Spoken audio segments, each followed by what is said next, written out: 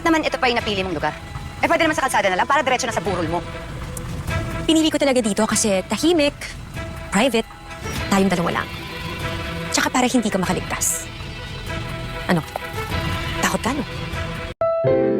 Ang susunod na programa ay rated PG. Ito ay nangangailangan ng patnubay at gabay ng magulang para sa mga batang manonood.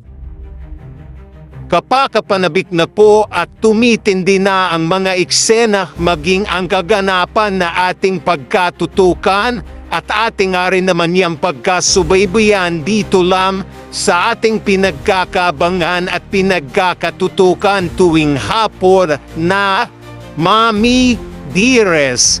Sa huling 2 linggo nga ng Mami Dearest, hindi na nga rin naman kasi iiwasan pa na dito ay mukhang matukutuklasan na ng maaga nitong si Emma ang sekreto at pinagkakaingat-ingatan nga nitong si Olive matapos na rin naman kasi na hindi lang nga dito kaya aling ligayan niya ito malalaman miski pati nga din dito kay Muki kaya lalo nga rin naman kasing lalakas ang kumpiyansa maging ang loob nitong si Emma na talagang dapat nga rin niyang pigilan ang magiging kasal nitong si Danilo maging itong si Olive at lalo nga rin naman kasing gagawa ng plano itong si Emma matapos na rin naman na malaman na rin itong si Logan ang totoo at willing na itong si Logan na tulungan nga itong si Emma dahil sa kanilang paghaharap muli dito sasabihin nga nitong si Logan dito kay Emma na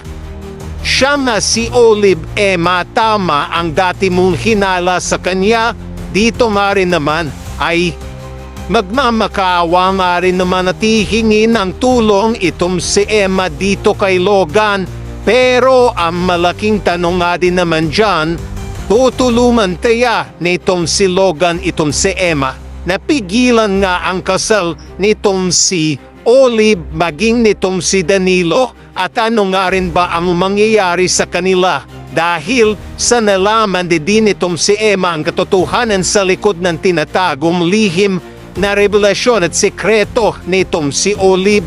Ito na nga rin ba ang magiging simula para tuluyan ng magwakas at matapos na rin naman ang kasamaan at pagsisinungaling nga nitong si Olive. Yan nga din ay ating pagkakaapangan dahil sa huling 2 linggo ng Mami Dearest ay kapakupanabit na ang mga eksena na dapat nating pagkatutukan at ating nga rin naman yang pagkakaabangan.